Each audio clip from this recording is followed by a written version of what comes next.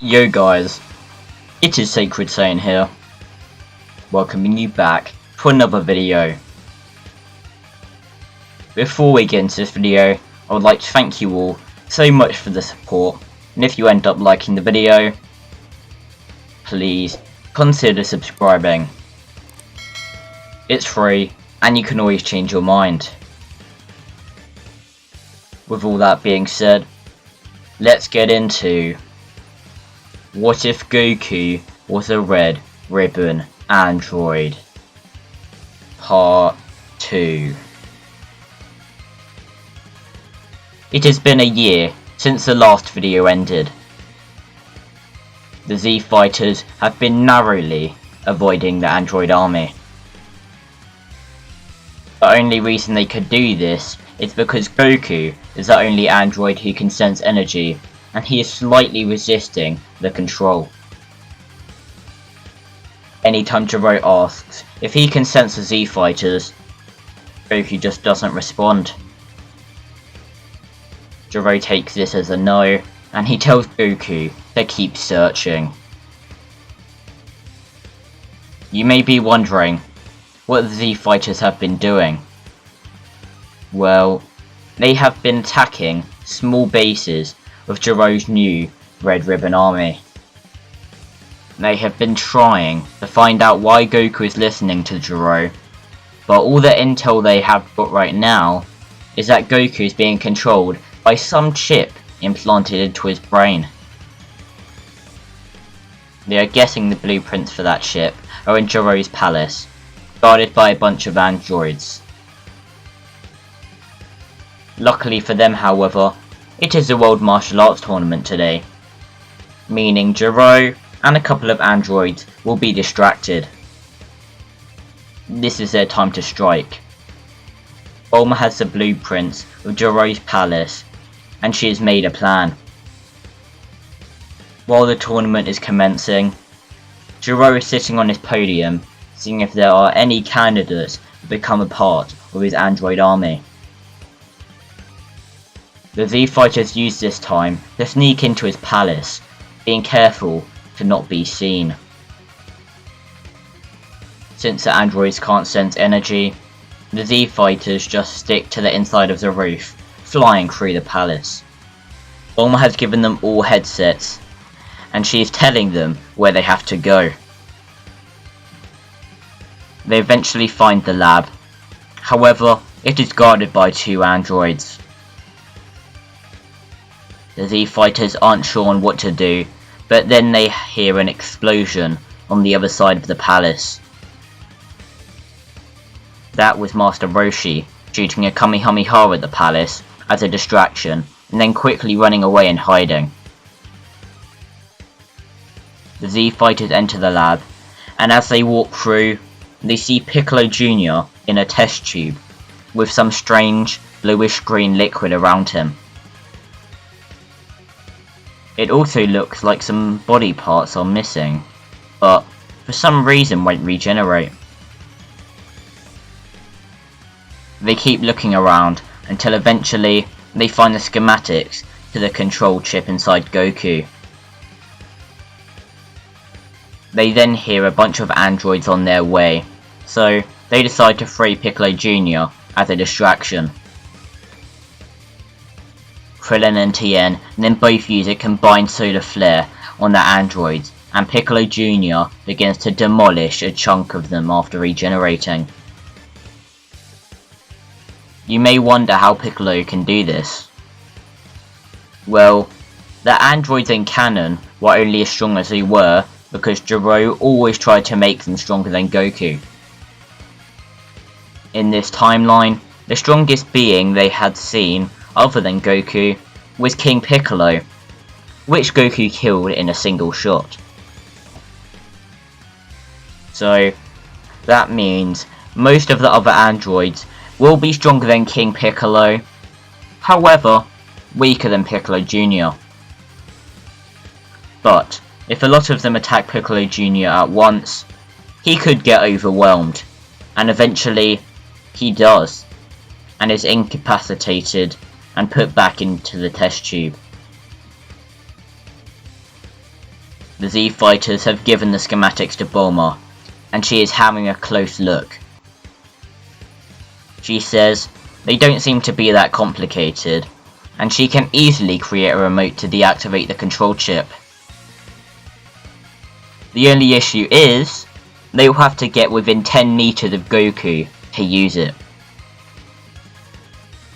The Z fighters think about who would be the least likely for Goku to instantly kill on sight, and they all look to Krillin.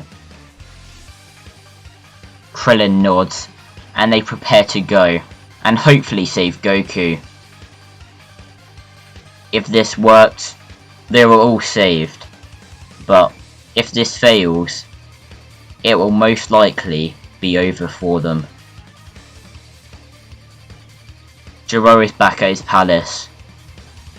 He sees the destroyed androids on the ground and is infuriated. He tells Android Prime, aka Goku, that enough is enough. He will find those rebellious humans at once.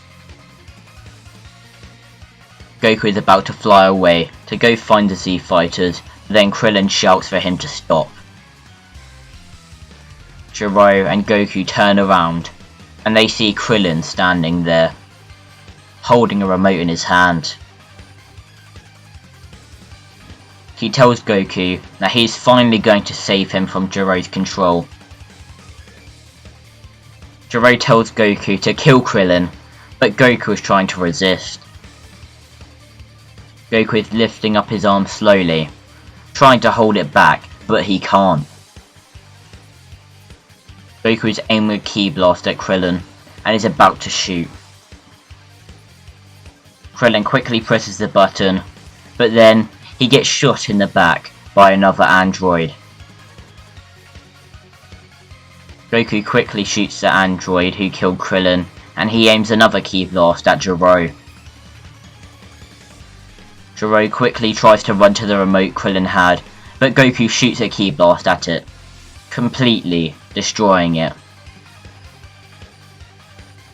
Gero begs Goku to please let him live, but Goku is blinded by rage.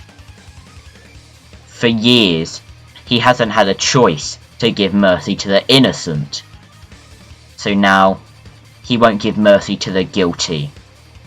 He won't give mercy to Gero. Goku fires a ki blast at Gero, and he is finally dead. The other Z fighters arrive, along with Bulma. They look and see Goku crying, holding a dead Krillin. Kami then appears, and everyone is shocked as they think he is King Piccolo. However, Kami explains who he is, and he tells them that all the Dragon Balls are on his lookout. He has kept them up there for the past year, so Gero could not use them. He brings them all to the lookout, and every good person killed by Gero and the androids is then revived using the Dragon Balls. Goku then asks Kami if there is any way he can age like normal. And Kami says that he could try going into the time chamber, which is a place where you can get a year's worth of training in a day. However, he isn't sure on how the aging process works after becoming an android. Goku asks how many days he can be in the time chamber, and Kami says that every person can only go in the time chamber for 2 days at a maximum.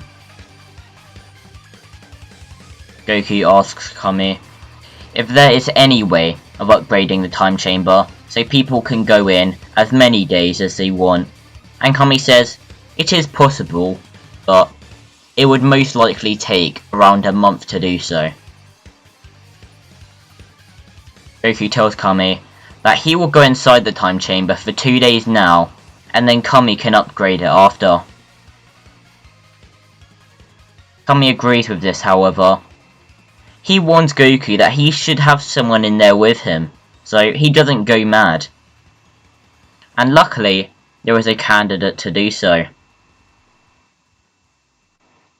Goku enters the time chamber, and Kami walks in with a test tube. Yes, the test tube that had Piccolo Jr. inside of it. He tells Goku to make sure not to kill him, and only release him after they close the doors to the time chamber. Goku nods, and then Kami exits the time chamber, closing the doors on Goku and Piccolo. You may be wondering why Kami decided to do this. Well, 1. If Piccolo stays in that tube, he could get killed by one of the remaining androids. And 2, it is possible that if he spends a lot of time with Goku, who is pure-hearted in nature, then he can possibly change his ways. And also, if the time chamber won't make Goku age, then they will have to wait for the Dragon Balls to wish for Goku to age how he does normally. Hopefully you guys enjoyed this video, and if you did, then make sure to like, subscribe, comment, and also share the channel, as it would be greatly appreciated. With all that being said, I hope to see you all in the next episode of What If Goku Was a Red Ribbon Android?